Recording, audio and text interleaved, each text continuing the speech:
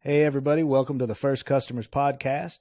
Today, we're going to talk about how Tyler Robertson built diesel laptops to $100 million in revenue within 8 years. Well, Tyler, hey, welcome to the thanks show. for having me on. And any chance I get to talk about business growth, entrepreneurship, I'm all about. So I hope we have some great conversation here. Awesome. Well, that's what the show is all about, helping entrepreneurs and other business owners hear what other people are doing to build successful companies and going back to those early moments of when they got started, to kind of help people bridge that gap and connect those dots from going from zero to something, from no customers to how do you convince a human to give you money for something that you've started. So that's the whole context of the show, is getting other entrepreneurs to share so that other people can learn from them. So take us back to those initial moments of building diesel laptops. How'd you get those very first I think customers? there's like three types of customers here. There's like actually who my first customer was, and then how I kind of branched from there, and then how we kind of got into like more of the enterprise, the bigger customers. So ironically, Okay. I worked in commercial truck dealerships my whole life. So when you're in a commercial truck dealership, they're just like car dealerships. They have all kinds of problems. Customers do. They bring their truck to get fixed. And I was fortunate enough to work in the service department for a lot of years. So I understood the tools and the technology needed to hook up the computers and do all the things to diagnose a truck. And Yeah. this isn't like cars where there's like a bunch of handheld little scanners available. These are a little more complex, the commercial truck world. So then I got transferred to the parts department, and people all day long were asking, "Hey, I want to buy a diagnostic tool, so I don't have to come to your guys' shop. So I just want to do it myself."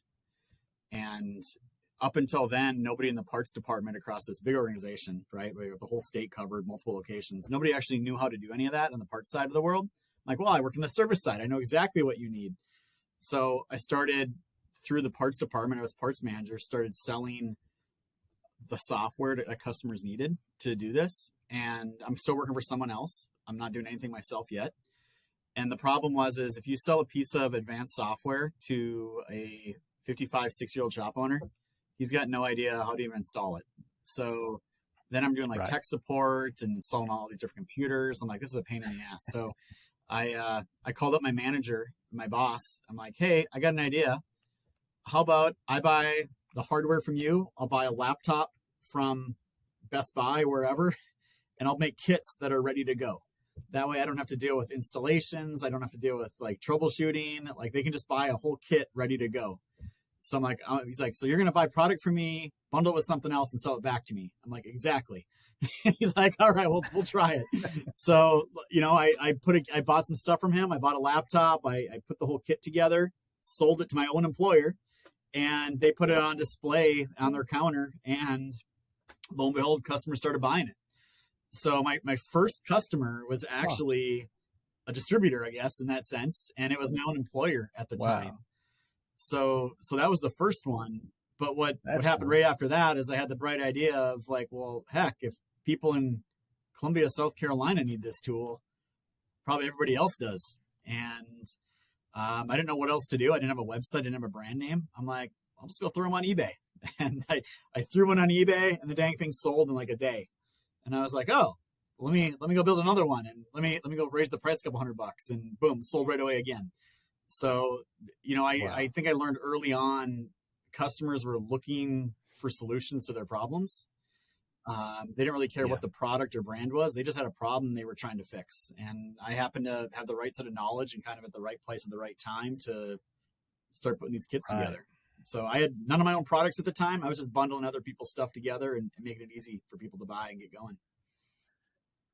Can you go back to, so what exactly Yep. was that first Yep. product? You Yep. had, No problem. parts from your employer and then the laptop, but how does that turn Yeah. into something valuable that So somebody this wants to is, buy? 15 years ago. To do diagnostics on a commercial truck, you need three things. You need a computer. You need a piece of software on the Mhm. computer. And there's a bunch of different software out there. Some made by the OEMs, some are like aftermarket. And then you need a vehicle interface device. So it's this box that one end plugs the Yeah. truck, one into the laptop. And And that's kind of like the handheld things you can have. Like I've got one for Yeah, my but they, car. I just plug it into the this didn't thing and it exist for gives me commercial some trucks at the error time, codes. and people wanted to do all the things the dealers can do. So like that handheld you have, you can just kind of read stuff and do some minor Mm-hmm. things maybe. Customers like Yeah. commercial trucks are tools. These cost hundreds of thousands of dollars in some cases, and they're a tool to make money. Yeah. So these a minute of downtime is a big deal for them. It's not like a car; you just go rent one and you're back going. So Right. people wanted a complete solution out of the box, and nobody made all three pieces. That was the irony. Is someone made software, then they'd be like, "Oh, talk to that hardware guy," and they'd be like, "And then go find a laptop somewhere that meets these specs." So it was hard for an independent guy that runs a small shop to be like, "What? I don't even." They didn't even know what they needed to buy. They just knew they had a problem. I want to connect to a vehicle. I want to read all the codes. I want to do some tests and commands. What do I need to buy? And in the B2B world, Wow. like you can correlate money with time really quick, and price has never been an objection in our space at all. Like that's never the problem.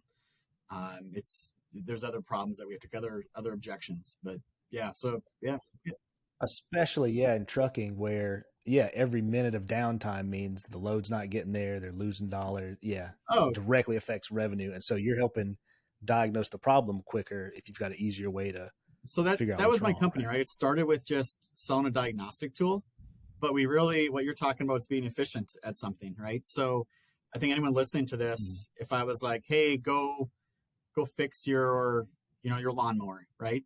There's some things they're going to need. They're going to need some tools, which we sell diagnostic tools. They're going to need some repair information on how do I disassemble it, how do I test it, how do I do whatever. They maybe need a little bit of training on how to properly do something, and then they need the old phone a friend. I don't know what I'm doing. I need some help. So what we've done on Diesel Laptops is just take that to the B2B world and say, look, when you buy a product from us, you're not just buying a product and you're going away. We're a solution. We're an extension of your shop. I got a call center staff with 50 techs. We're going to help you remotely fix things. I built all my own repair information. I put it in mobile apps. I put it on any computer you want. You can go fix all these things. That way you have all that. And we have training. We do online training, and we got physical training centers throughout the country. So we come to customers. Wow. Everyone else still does it in my field. They come to people as products. We come to them as I'm a solution. And we go command 30, 40% more than all our competitors do. And we have no problem doing it. Wow. So just with much better customer service, and maybe it sounds like designing that product and service to more fully solve. Yeah. Your People, I mean, problems. You can say this till you're blue in the face. People don't buy products, they buy solutions, right? So I didn't buy the movie ticket. I bought entertainment for 2.5 hours is what I bought, right? I didn't. Right. So people think of it the wrong way, but that's what they really got to come back to at all times is, especially in the B2B world, how does this solve my problem, right? You have to solve someone's problem, and you can't go take things to just jam them in and say, hey, I got this thing, it's going to solve this problem. You got to like figure out what the problem is and then make the solution for it. So we've had that focus for a long time now of like, we're not a diagnostic tool company. We're an efficiency solutions provider for these repair shops. And in our industry, it's a big thing. There's over $80 billion a year spent on labor and parts fixing commercial trucks. And then you look at the off-highway world, which has more diesel engines, that's even bigger. So I'm just in North America, there's 200 billion a year spent on parts and repair on various equipment on highway and off highway. So it's a big world people don't even realize exists because it kind of happens in the background. But right. COVID exposed supply chain here a little bit, and people understand it a little bit more now than they did a couple of years ago. Right. So you had your kind of prototype you sold to your employer. Now, how'd you get the connection between all three of those things at first? You said you needed software and you had the laptop, and then the device was being sold separately. So did you have some software experience, or did you get custom software made? I'll tell you the first thing I did. So first I was just buying software from the OEM that I work for. So I could only really sell people, hey, this kit only works on international trucks. And there's Mack trucks, Peterbilt, Kenworth, Freightliner, there's all these other brands, but mine only worked on international because that's who I work for. And I was like, all right, well, these guys want to work on other stuff as well. So then I started to figure out how to go buy the Detroit Diesel software from Detroit Diesel and the Allison transmission software from Allison. And I could kind of start making these custom bundles for people as the inquiries started coming in. Oh, okay. So that was one piece of it. And then I stumbled across a gentleman that probably changed my trajectory completely. His name's Don. And Don had built by himself in his basement a piece of software that would hook up to every commercial truck and read everything. And I'm like, oh wow! And his website looked like it was out of the 1990s, right? Like I was like, okay, he's not a Right. marketing guy. He's just putzing around building this tool. So yeah, It's a software software engineer, right? engineer. He learned to code by himself. Like he used to be a diesel tech. So I found him. I'm like, Yeah. hey man, why don't you let me resell your thing? I'll bundle up and make another kit, but make it an all makes all model kit, and let's see if we can move some of these. And Don's like, And that would be like a yeah, premium there was more wider since it was coverage. It didn't go universal. as deep in coverage, but it was wider. Yeah. And everyone's like, yeah, I want to work on Okay. everything. I don't want to ever tell my customer I can't connect to it. So, yeah, so I struck a deal with Don, and I can say, if you look over the last 10 years we've been known each other. Well, I ended up buying the rights to his program completely, so I own it now. Okay. And we have our own engineers, and we've developed new stuff. But I mean, literally over $1 million I spent with him buying software licensing from him. Wow. He had a part-time gig. So Wow. Don's still a great friend. Him and his wife just Yeah. spent 2 weeks in their RV in my front yard camping out here. So he still works with us and does things. But yeah, if it wasn't Cool. for meeting Don, I probably never would have had enough to like quit my job for somebody else and do this thing full time. Like he really gave me a lot of guarantees. Really? It's been a great partner to work with. So it's always interesting how you find these people along your journey that really Awesome. kind of give you that rocket fuel to really take off. And Don's definitely one of So was he selling it just as software, and you just stumbled across? Yeah, he just had the website software. He was selling on eBay, selling on his website. Huh. It was for the layman, for the shop owner. There was no way to look at it and be like, "Oh, I know what this does." I'm like, okay, I got to take all this mumbo jumbo and just be like, "Here's a tool that hooks up to everything you run across. Would you be interested?" And people are like, "Yes, that's exactly what I need."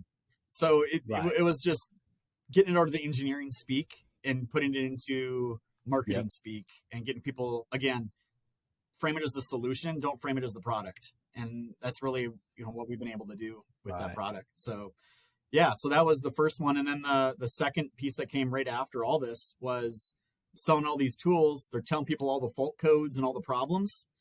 Well, they don't actually tell you to fix it. That's repair information. So I had the bright idea one day. I was like, man, I need to make a software program that tells people how to fix every single fault code that's ever existed for every commercial truck. And I told that to a couple of people, and they were like, "You're insane. Do you know how many codes there are?" And I'm like, "I don't know. I'm going to find out." So I hired an outside software developer to build me a little admin tool and a little front end tool for the customer to put on their desktop. And I would just sit there till the wee hours of the morning, documenting fault codes with solutions and building up a database. So yeah. Wow.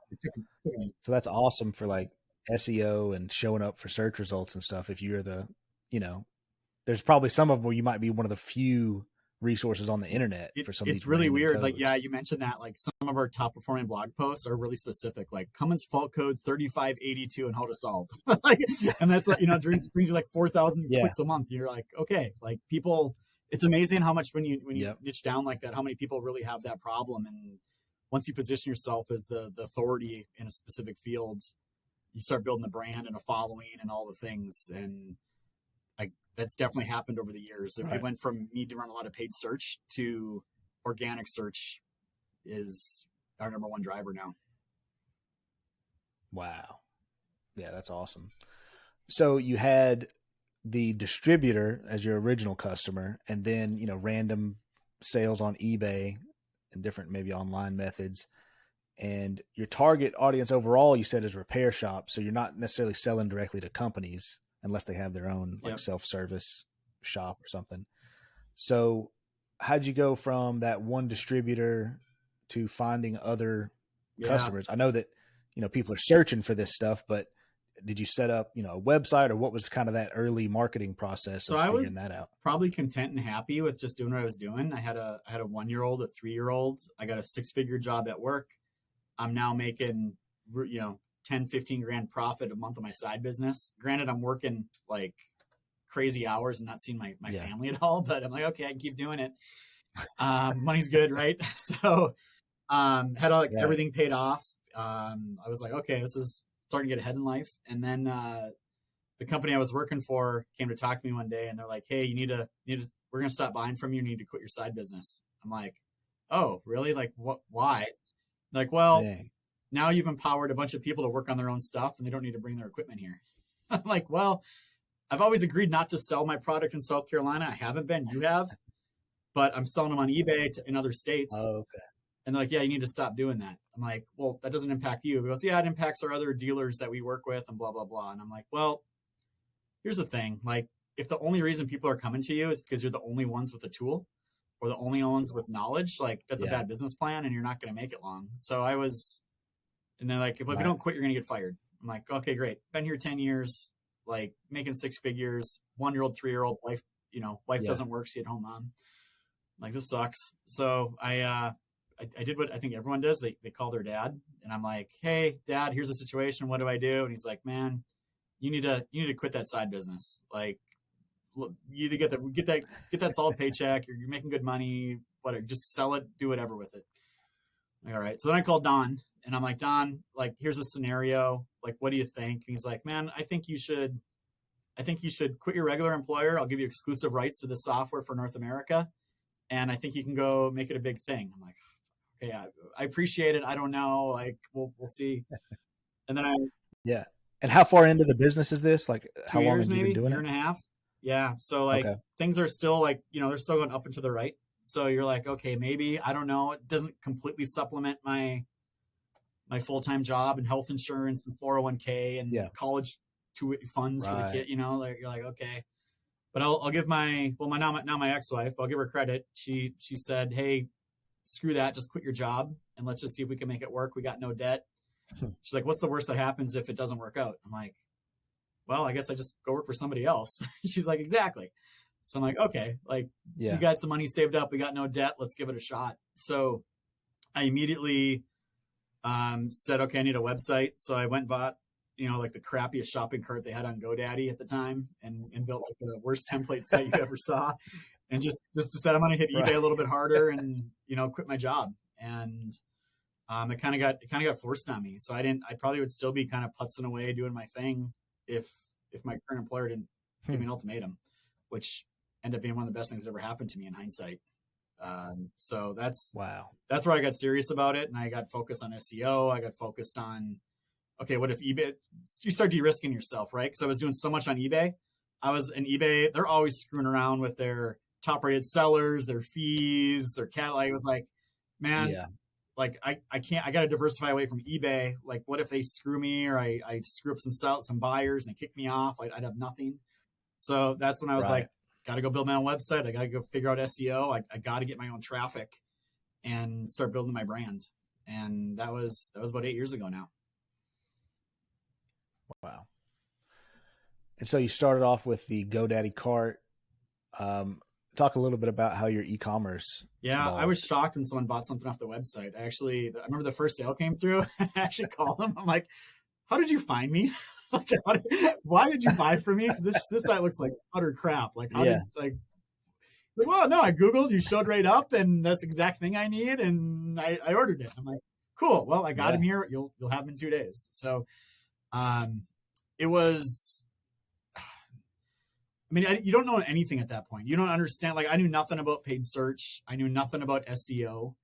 I just knew, like, okay, if I want to win here, I know I need to rank on page 1 of Google. Like everyone says, where do you hide dead bodies? Page 2 of Google, right? Because nobody goes there. So I'm like, all right, I got to focus on this. Yeah. And it was, I still remember, like every single week, I was like, okay, I'm gonna do one thing this week to improve my SEO. And it could be on page, but I really focus on off page. I was like, I need to get link backs to my site from other like-minded other companies. So I focused pretty intently on things that, at the time, I'd be like, is this worth my time spending 4 hours writing a blog post? But in hindsight, some of those blog posts drive tens of thousands of users every single year. It's totally worth it. I probably should put more effort into it, but it's hard to see that when you're at that level and at that point. So it was doing that. And the other thing I knew is like, if I take care of my customers, I know they're going to keep buying things from me and they're going to start referring me to people. So I was probably crazy obsessive, making sure every customer I had was 100% happy. And, I can tell you this, your wife doesn't like it at 10 o'clock at night on a Friday when someone's calling you, blowing up your phone, asking for help because the truck's broke down on the side of the road somewhere, right? But I'm like, I'm a one-man show. Right. I have to take the call. I have to help this guy out.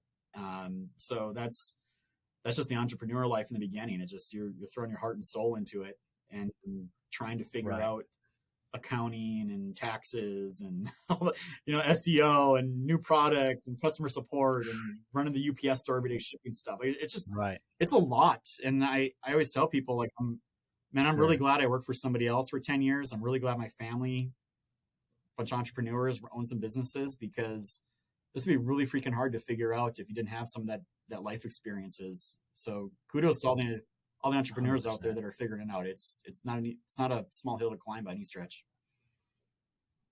Yep. It's really easy to focus on the big numbers or even the title of this episode and think, oh man, all these people getting lucky Oh out here yeah, building businesses, and you never see it's just the I tip mean of the iceberg. You never see the years of pain and fear and doubt and yeah, and I mean uncertainty people need to that came understand too. before. Like I mean I didn't take a salary like the first 6 months because I was so worried, and I'm like debt adverse. So our company still has no debt, and we bootstrap this whole thing. I don't have outside It's awesome. investors. So Wow.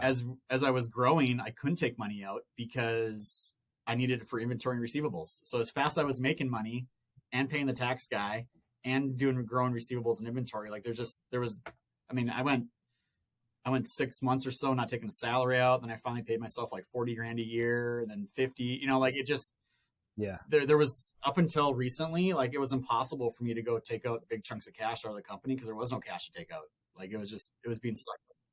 Were you just living off savings Here's from before we before cut at everything first back. Like for a when while? I quit my job to do it full time, like we sat down at the dining room table and we had a budget and we were like, yep, that can go. Cancel direct TV, cancel this, cancel that.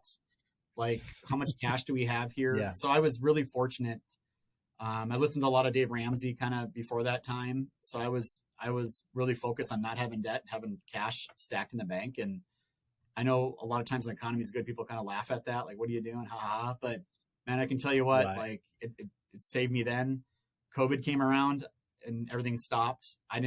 Yeah, I was worried, but when you got, millions in the bank and empty credit lines, you're kind of like, we'll tough this out. Right. And even now, recently in our Yep. company, we had a bad situation. We switched our ERP system.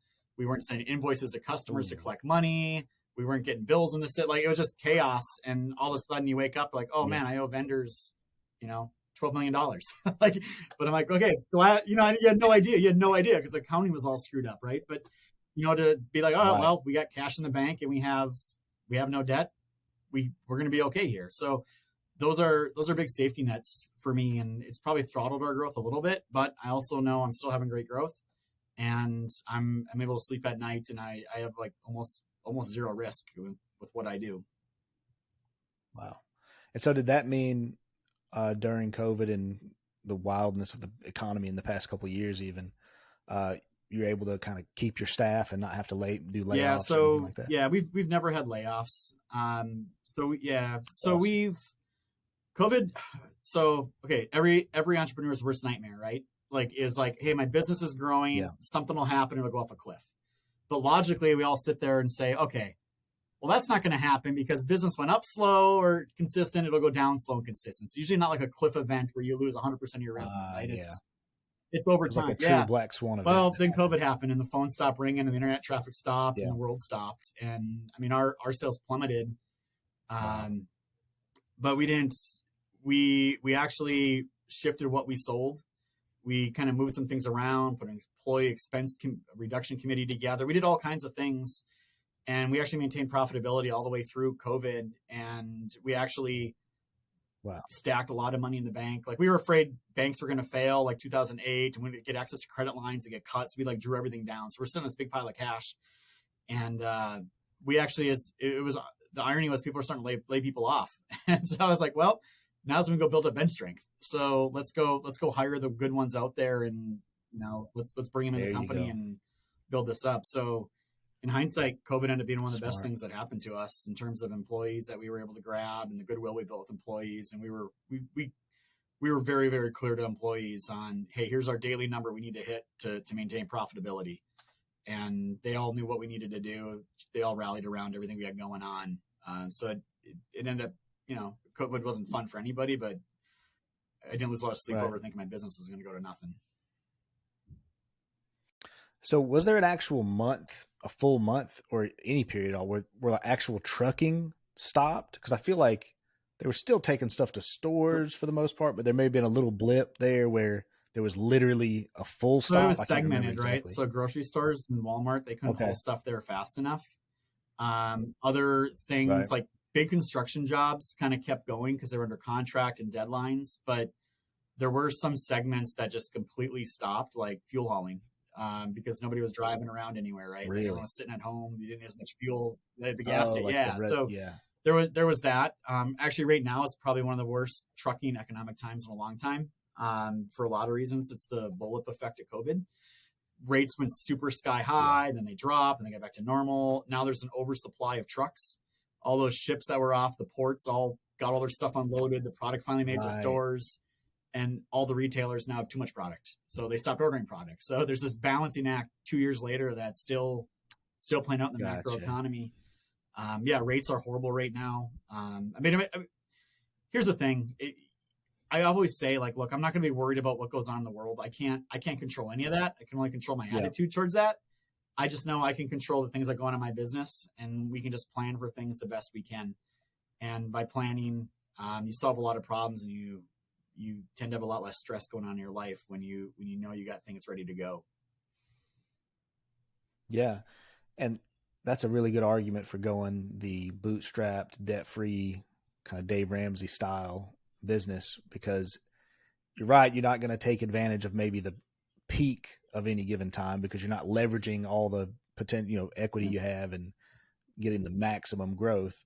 But it's like you're guaranteeing that you're on a sure path no matter what's Yeah, and you happening. don't have stockholders to appease. So I can have a bad quarter, a Right. bad year like that. That affects nobody but me, right? You get shareholders involved and investors, and all of a sudden people start asking questions. There's like another pressure that gets put on you there typically when you go raise capital and go do those things. And that I guess that's part of it. The other part is I was just too stupid to even think to do it. Like I was like, it never even crossed my mind to go do that. I didn't even know what my company was worth. I'm about 3 years into it, and I brought in an executive from another company. He retired, sold his business, came in. He's one of my neighbors. I'm like, yeah, I could use some help figuring out accounting, HR, structure. And then one day he's like, do you have any idea what your company's worth? I'm like, I don't know. I've never even thought about it. Like, I have no idea. I don't know. He goes, Yeah. you are worth like 30 million at least. I'm like, no, like, really? Like, me? I'm like, no. He's like, Tyler. I'm like, yeah, Yeah.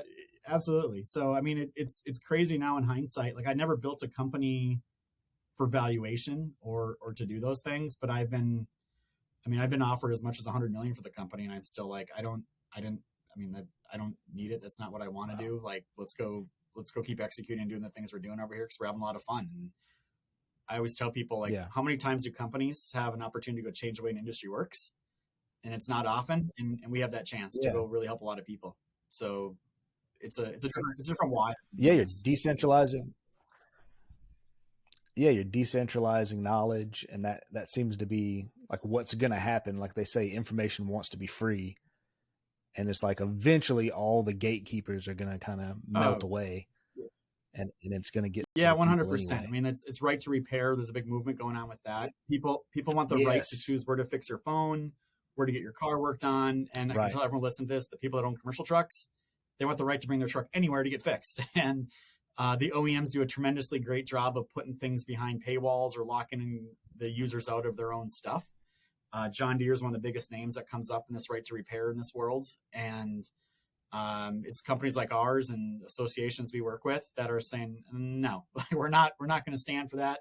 We're going to fight it on a legal front. And we're going to go reverse engineer. And we're going to develop tools that do the same thing as yours. So customers can have the right to choose, and we're going to do it in a legal way. And there's nothing you guys can do to stop us. So what's interesting is we do a lot of that too, like on the commercial truck part side. So we wanted to build a platform to allow people to like cross-reference parts. So if I have brand A, it's out of stock. I can find brand B or C really easy. And when we first started that, I remember going to the trade shows, going booth to booth, explaining what we're doing, how we want to get their data, and how it'd be good for everybody. And they all told me to pound sand, get away, like you can't have it. I'm like, okay. And literally, we did it a hard way without their help. And now we go to the same trade shows 3 years later, and we're like, oh, look, we built this thing. All your data's in here. We got a tremendous amount of traffic. Would you guys like some of that traffic? We can drive you guys some revenue. And they're all like, this is amazing. How'd you do this without us? We're like, we tried. But mind shifts do change over time with people once you start to see the value of what you're building. It feels like moving a mountain sometimes, but it can be done. And so with right to repair, so a lot of these companies are trying to prevent the individual or the buyer from being able to repair their own things and making it illegal to do that in some cases. Yeah. Right? I mean, they put encryption on the software, on the ECMs. They make it really difficult to do things. They're trying, this is a great example. They all, do intellectual property claims on everything. So like Volvo claimed the shape of their headlight. So that way nobody, and they got approved, which means nobody in the world can make an aftermarket headlight assembly besides Volvo, which sucks because now they can charge whatever the hell they want for that headlight, right? Like it does that. So a good example is Cummins during COVID. There's a critical part of the emission system that was intellectually protected, so nobody could make an aftermarket. And it wasn't a big deal to Cummins because they could make a bunch of them and sell them and make their money. But then all of a sudden they couldn't make them because of supply chain. And all of a sudden now it's an emission component. So when it fails, the truck's derated and can't be used. So at one point they had tens of thousands of trucks down across the country because they couldn't supply this one part and nobody else could make it. And Cummins actually had to work with the EPA to get a emission delete approved by the EPA so they could bypass the component. So now you got tens of thousands of trucks running around, not up to EPA standards because we had some piece that was intellectually protected. So there's good reasons to do it. And then there's reasons that really impact users. And again, this goes into everything people do, their phones, their TVs, their microwaves, their cars. Like it's a big deal out there. And it finally looks like it's making progress. And there's some bills in Congress right now. One's called the Repair Act. So yeah, repairact.org, go there, fill out the form. It really helps. And people are really trying to fight. It's been in battle for 15 years, and it's the tide has definitely shifted directions, and the OEMs are finally starting to be like, okay, we hear you. We got to do something because our own dealers, what they're finding is their own dealers can't take care of their own customers. Like there's just not enough capacity in the market. So it's shifted a bit. Right. That's interesting because it's like the two different competing kind of American principles. If you got capitalism on one side and then like freedom and individualism on the other side, kind of overlapping and like having some friction. The irony for me is like not my business succeeds because we don't have right to repair, because we engineer and build tools to work around what the OEMs will provide. So everyone's like, Tyler, you shouldn't be for right to repair because now you're gonna have a whole bunch of competitors that can enter the space easier. Like, that's all right though, because that's it's not what's best for me. It's what's best for the greater good here. And it is better for everybody if they have access to tools and repair information and knowledge. And I still believe that'll probably make my company, I know it'll make my company a lot stronger at the end of the day. And competition is a good thing. That's not a bad thing. Because it usually forces your company to go take risks and do things they normally wouldn't do. And that's how people and companies get better. And your company's positioned to be really competitive, especially like, because if you had to compete, you've got a lot more flexibility being, no debt, not worrying about investors. So you can still pivot like a smaller company. Yeah. So, and I was late to the diesel game. Like diesel's been around for a long time. Electronic engines started happening in the mid 90s. And I just started 8 years ago, really, when I started my business full time, and the 2 years before that, or 3, doing it part time. So there's existing competitors when it came into the space, like big names the audience would probably recognize, like Bosch, Snap-on, some just big behemoths out there, billion-dollar companies with tens of thousands of employees. And here I am with some crappy GoDaddy website. So I always tell people, like, look, this is the great reset now. Now you got EVs, which is a whole new technology front. You got robots driving trucks and cars. Right. That's a whole new front. Now we it's the great reset. Let's all go see what happens here, from ground zero. And that seems like a whole other issue of right to repair. Like if you look at the leading EV stuff, like with Tesla, for example, I know that they have their whole, like you have to use their whole network of chargers.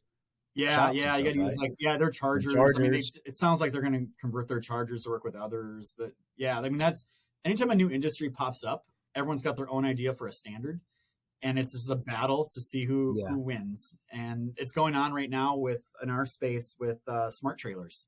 So trailers used to just be like these dumb boxes on wheels, but now they got sensors Right. on the doors, the landing gear, the tires, the fifth wheel, the temperature inside. Like it's crazy. And now there's literally like a dozen companies all arguing about whose connector should be like the industry standard, right? And they all have a reason. They all want to be the Yeah. standard so that they make the most money, right? Yeah. So it's I'm like, man, I've seen this story play out like 8 times. So it's just like grab your popcorn and watch some of these industry meetings where everyone's trying to talk through their points. So is there going to be like an EV laptops or some kind of I'll tell you where I think pivot, yeah, so like, I mean, sub-brands people or always like, whatever? hey, Tyler, diesel laptops, that's going to be obsolete, blah, blah, blah. I'm like, you're not wrong, right? Because we got EVs coming, and now we're doing stuff with like, Yeah. mobile phones and tablets, not laptops, right? So I'm like, you're not wrong. Right. But I think there's actually a huge opportunity for us. So there's some things that need to happen on the truck, and I've seen commercial trucks. I thought there'd be nothing under the hood when I opened it. It's just full of different stuff, but just not an engine. There's cooling systems and more sensor. They're more complex than people understand. But where the real impact for me is like, well, all these charging stations, they're all controlled by computers, and they all break, and they all need diagnostic tools. So I'm like, oh, there's probably a room here for someone to make an all makes all model charging station diagnostic tool. And the other problem is all these guys have is there's so many charging stations. Then you bring your truck in, and you plug it in, and it doesn't charge. Is it the truck? Is it the charging station? Is it like what? Why is it not working? So people are already asking for all make diagnostic tools to help with the charging stations. And I'm like, man, this could be actually a really big thing if and when this whole thing takes off for commercial trucks. So is that still the main type of product that you sell? I know that your website has a lot of different stuff on there now, but is it mostly like just centered around diagnostic tools? I can tell people that are listening, like the number of kits we sold last year didn't change from the year before, but my revenue was up 30%, and it's up for all the other things. So while we used to just say, hey, you buy a kit from us, you get all these, you get repair, you get training, you get all these things, it just comes with it. We realized a little bit ago that, oh wait, maybe any customer anywhere wants to buy training classes, not just our current customers that buy our kits. Or maybe any customer anywhere wants to utilize our call center and have a phone a friend to talk to someone about how to fix their truck or access to our repair information databases. So we've started to open up. I started to open up those proprietary things that were just for our customers and expand them to everybody else. So that's a big part of it. And then we sell everything that you could possibly use for diagnostics. It could be a $10 cable to a $10,000 professional tool or anything in the middle. And then we've launched our own brand of tools kind of at every tier from entry level to professional. So we kind of got a way deeper portfolio and wider portfolio than we've ever had over here. And I used to think I was in the diagnostic tool business. Like now I realize I'm in the data business and data collection business, and all the things you can do with data that you collect is just unbelievable. So it's really made us refocus our company and really shift like, hey, where do we want to put our resources the next 5 years? Where do we want to be 5 years from now? So strategic planning and long-term growth are definitely the main talking points around here lately. That's really cool how like you just trying to go above and beyond with customer service kind of evolved into these sub services like the training and the data and that kind of thing. And now they're like separate pillars, like standalone parts of the business. Like, first of all, everyone's like, who's your competitor? We have nobody that does like all the same things we do for those initial things.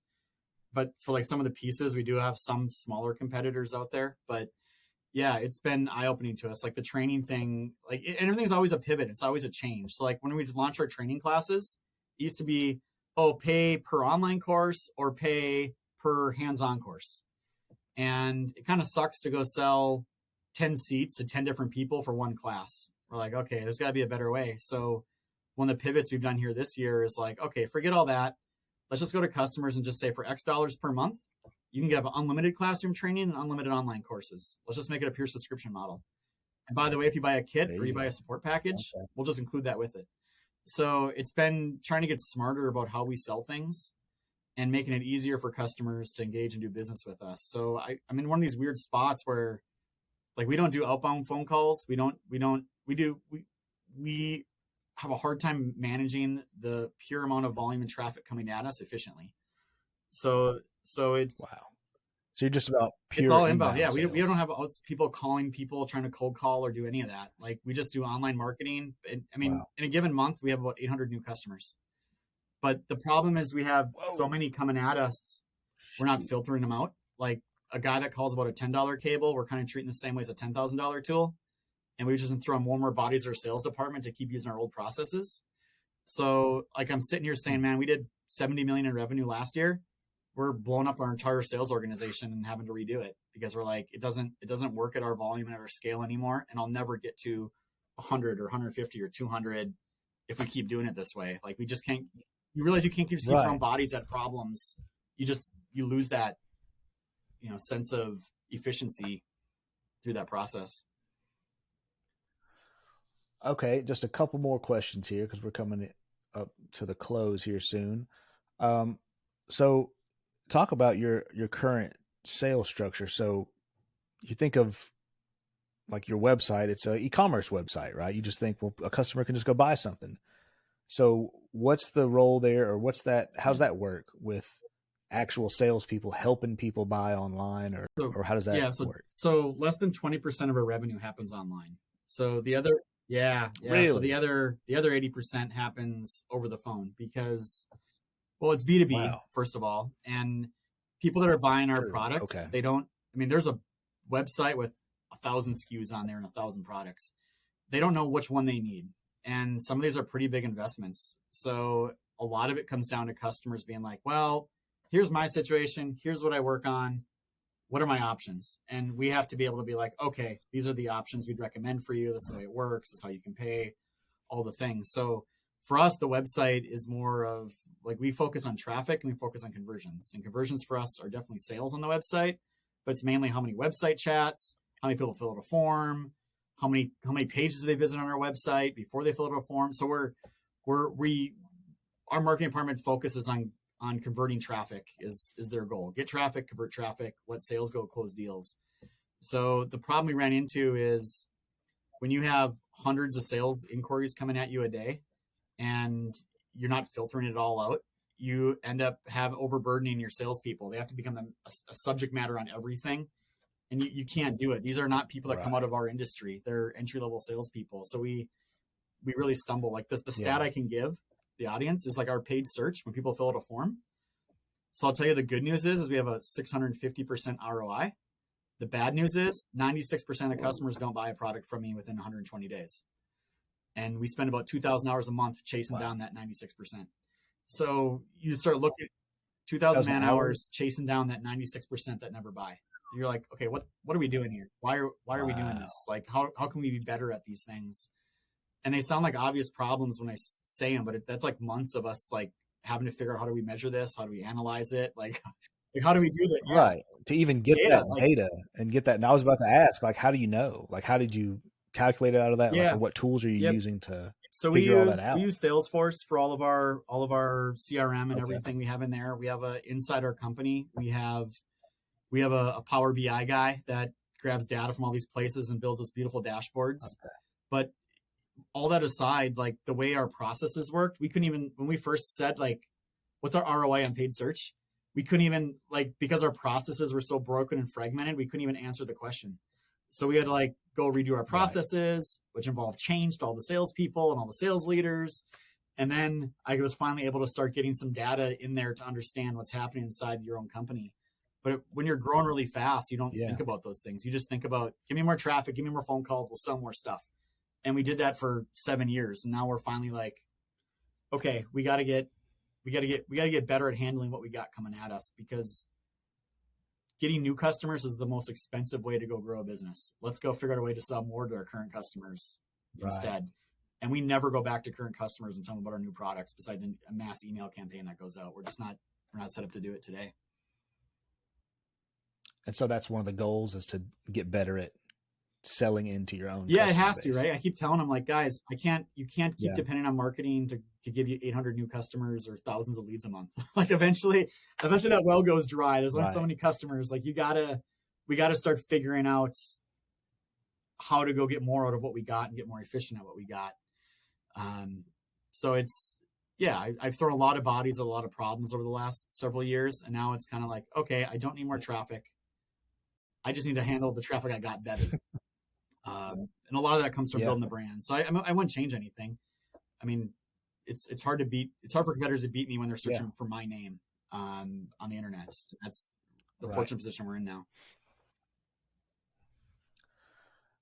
This has been awesome, Tyler. I really appreciate your time. I think there's a ton of valuable lessons in here for the listeners and any other entrepreneurs out there trying to build a business. It's really cool hearing your story from all the different phases. So let's say we've got 1,000 repair shops listening. What's that pitch kind of to close out the show of why they should do business with you? I mean, the pitch at the end of the day is basically we're here to save them time and money. If I can't do both those things, you shouldn't do business with me, right?